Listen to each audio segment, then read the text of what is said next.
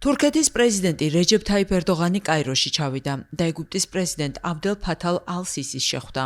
ეგვიპტის პრეზიდენტის ადმინისტრაციის განცხადებით, ლიდერები ერთობლივად უხელმძღვანელებენ ეგვიპტე-თურქეთის მაღალი დონის სტრატეგიული თანამშრომლობის საბჭოს მეორე სხდომას. ასევე დაგეგმილია მათი მონაწილეობა ეგვიპტურ-თურქული ბიზნეს ფორუმის დახურვის სესიაზე. ეგვიპტესა და თურქეთს შორის ურთიერთობა დაახლოებით 10 წლის წინ დაიძაბა.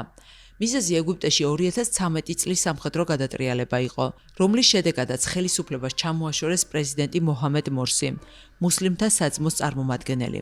თურქეთი ამ ისლამისტურ მოძრაობას ღიად უჭერდა მხარს, რაც ორ ქვეყანას შორის სერიოზული პოლიტიკური უთანხმოების საფუძველი გახდა. ანკარა და კაიროს ურთიერთობებიც გამწვავდა ლიბიასა და აღმოსავლეთ ხმელთაშუა ზღვასთან დაკავშირებული განსხვავებული პოლიტიკის გამო. თუმცა 2023 წელს მხარეებმა ურთიერთობის აღდგენის გადაწყვეტილება მიიღეს. მას შემდეგ თურქ და ეგვიპტე ლიდერებსა და ოფიციალურ პირებს შორის არაერთი ვიზიტი გაიმართა. ორივე ქვეყანა წინააღმდეგია ღაზაში ისრაელის სამხედრო ოპერაციებისა. ისინი ერთობლივად მუშაობენ ცეცხლის შეწყვეტის შეთანხმების მისაღწევად.